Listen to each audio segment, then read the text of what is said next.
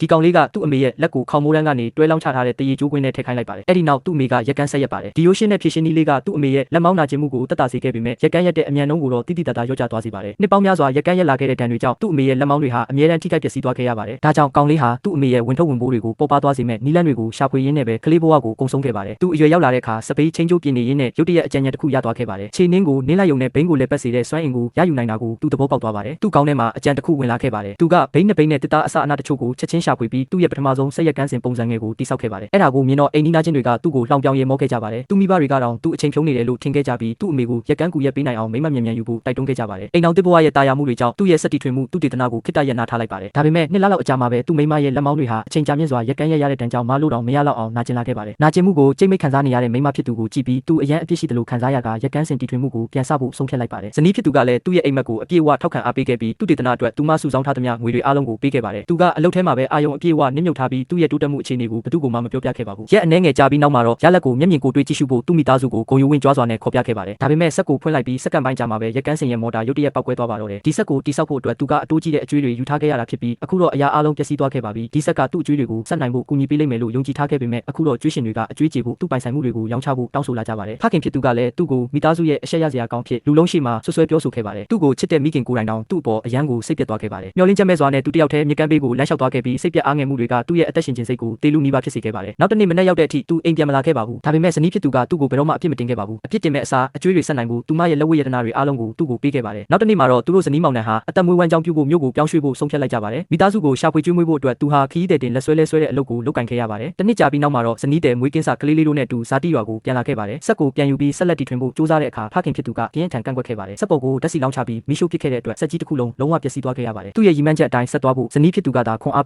ပေးခဲ့ပါတယ်အဲ့ဒီအခိုက်အတန့်မှာပဲသူအလင်းပွင့်သွားခဲ့ပါတယ်တစ်သားနဲ့လှုပ်ထားတဲ့ဆက်ဟာဘယ်တော့မှယုံကြည်စိတ်ချရလောက်အောင်အလုံးမလုံးနိုင်ဘူးဆိုတာပါပဲဒါကြောင့်တစ်သားအစားတမဏိကိုအသုံးပြုပြီးရက်ကန်းစင်ကိုတိစောက်ဖို့ဆုံးဖြတ်လိုက်ပါတယ်နေ့ဘက်တွေမှာတီထွင်မှုအတွက်ငွေစုနိုင်ဖို့အလုပ်မျိုးစုံကိုလုပ်ကင်ခဲ့ပါတယ်ညဘက်ရောက်ရင်တော့စက်မှုဒီဇိုင်းတွေကိုအာယုံစိုက်လေ့လာခဲ့ပြီးသူ့လက်တွေဟာလည်းအလုပ်တန်းကြောင့်အမာရွတ်တွေအပြည့်ဖြစ်နေခဲ့ပါတယ်တစ်နှစ်ကြာစူးစမ်းပန်းစားလှုပ်ဆောင်ပြီးနောက်မှာတော့သူ့ရဲ့ဒုတိယမြောက်တမဏိရက်ကန်းစင်ကြီးနောက်ဆုံးမှာပြီးစီးသွားခဲ့ပါတယ်ဒါပေမဲ့ဇနီးဖြစ်သူကအရေးကြီးတဲ့ချိုးရင်းချက်တစ်ခုကိုချက်ချင်းသတိထားမိသွားပါတယ်ချီကျိုးဟာစက်ဝိုင်းပုံစံမဟုတ်ပဲကိန်းကနန်းရှစ်ပုံစံအတိုင်းတွားရမယ်လို့သူမကပြောခဲ့ပါတယ်အဲ့ဒီအခါအမျိုးသားဖြစ်သူဟာပြိုလဲလူမတက်ဖြစ်သွားခဲ့ပါတယ်ဒေါသထွက်နဲ့ရက်ကန်းစင်ကြီးကိုဖြုတ်ချပြီးအပိုင်းစားတွေကိုတန်လိုတန်စားအဖြစ်ရောင်းချပစ်လိုက်ပါတယ်နောက်တစ်နေ့မှာတော့ဆလင်ဒါအသေးလေးတစ်ခုတက်ဆင်လိုက်ရင်ချီကျိုးကိုကနန်းရှစ်ပုံစံအတိုင်းတွားအောင်လမ်းကြောင်းပေးနိုင်မယ်ဆိုတာကိုရုတ်တရက်သဘောပေါက်သွားပါတယ်သူလဲတန်လိုတန်စားယုံကိုအမြန်ပြေးသွားပြီးအစိပ်ပိုင်းအားလုံးကိုဈေးကောင်းပေးကပြန်ဝယ်ခဲ့ပါတယ်ထပ်မံပြုပြင်မွမ်းမံပြီးတဲ့နောက်မှာတော့ရက်ကန်းစင်ကြီးကိုအောင်မြင်စွာပြန်လည်တက်ဆင်နိုင်ခဲ့ပါတယ်အဲ့ဒီဆက်ကြီးကိုသူ့ရဲ့ဇာတိရွာစီပြန်တည်သွားခဲ့ပါတယ်တစ်ချိန်ကသူ့ကိုလှောင်ပြောင်ခဲ့ကြတဲ့အိမ်နီးနားချင်းတွေအားလုံးလာရောက်ကြည့်ရှုကြပါတယ်သူကယုံကြည်မှုအပြည့်နဲ့ခလုတ်ကိုနှိပ်လိုက်ပေမဲ့ဘာမှဖြစ်မလာခဲ့ပါဘူးသူကတီတီငိမ့်ငိမ့်နဲ့ပဲမော်တာကိုဖွင့်ကြည့်လိုက်တဲ့အခါဝါယာကျိုးပတ်လန်းတွေဟောင်းနှွမ်းနေတာကိုတွေ့လိုက်ရပါတယ်အမြန်ပြင်ဆင်ပြီးတဲ့နောက်မှာတော့မော်တာကချောချောမွေ့မွေ့စတင်လဲပတ်ပါတော့တယ်နှစ်ပေါင်းများစွာစူးစမ်းအားထုတ်ခဲ့မှုတွေဟာနောက်ဆုံးမှာတော့အရာထင်လာခဲ့ပါပြီသူ့ရဲ့တီထွင်မှုကြီးကအိန္ဒိယနိုင်ငံရဲ့လက်ရက်ကမ်းခေတ်ကြီးကိုလုံးဝပြောင်းလဲပြစ်နိုင်ခဲ့ပါတယ်သူ့ရဲ့အောင်မြင်မှုကကြီးမားတဲ့အောင်မြင်မှုတိုင်းရဲ့နောက်ွယ်မှာအမကန်ဆွမ်းဆောင်နိုင်တဲ့အမျိုးသမီးတဦးရဲ့ပံ့ပိုးကူညီမှုရှိနေတယ်ဆိုတာကိုပြည့်ပြည့်စုံစွာသက်သေပြနေပါတော့တယ်